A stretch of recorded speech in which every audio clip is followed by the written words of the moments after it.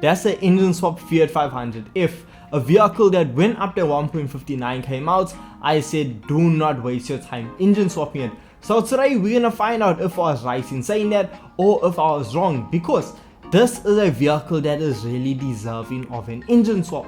Reason being, it is extremely slow. Bone stock, we see the vehicle produces 16 brake horsepower. That is 1.6. It is extremely slow. Now when I tell you, whatever corner you come up against, you don't even need to brake.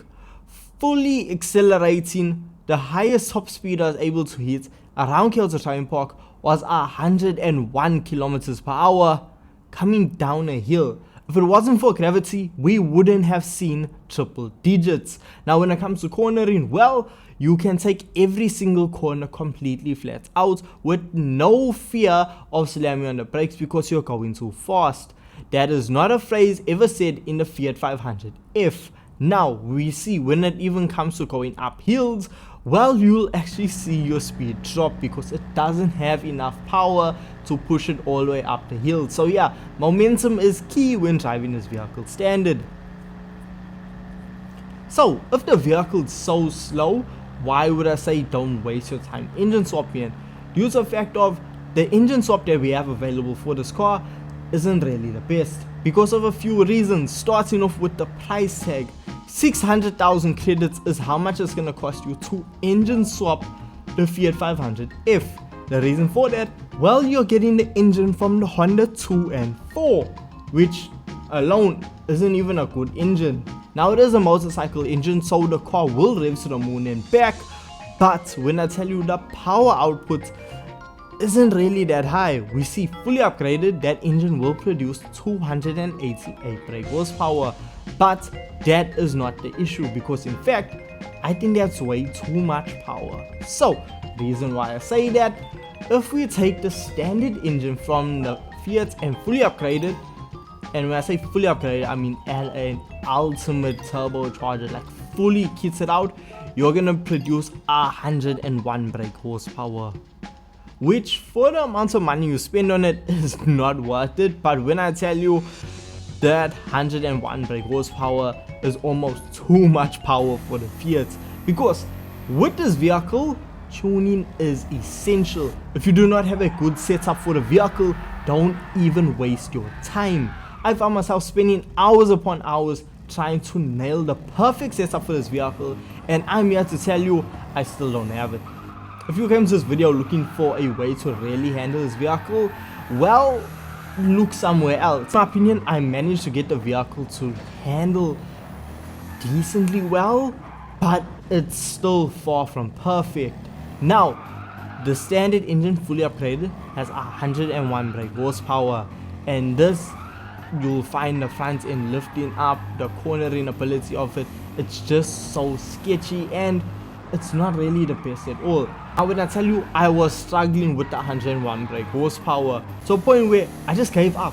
I said, look, I'm not even gonna waste my time trying to set it up for 101 brake horsepower when I still need to add more than double, almost triple that power figure. So yeah, I just slapped in the engine swap for 600,000 credits and took it around circuit, and as you saw in the beginning, I ended up by the little moon. I got shot into the sky. So yeah, tuning once again is essential.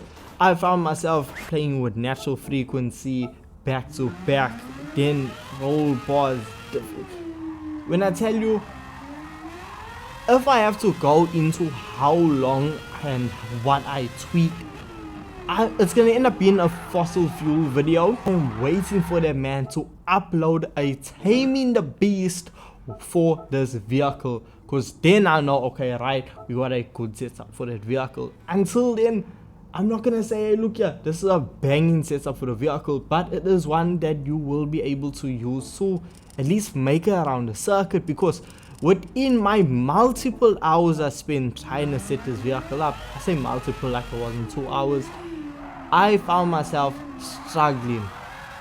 From me having to raise up the rear ride height, front ride height, playing with that roll bars, dampening settings, natural frequency, toe angles, The amount of time I had to spend tweaking a vehicle was absolutely ridiculous. Now, this is my issue with this engine swap. I'm going to say it now and I'll say it again.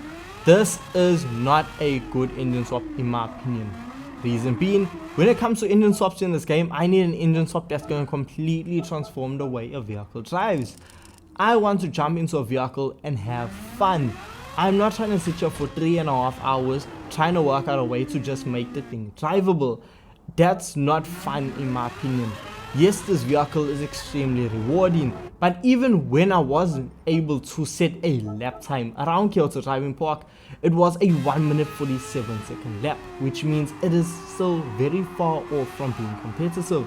In my eyes, I always say a lap time faster than a 1 minute 35 around the circuit is competitive, so a 1 minute 47 is far off the pace. Now, this vehicle, even performance points wise, we see it's over 650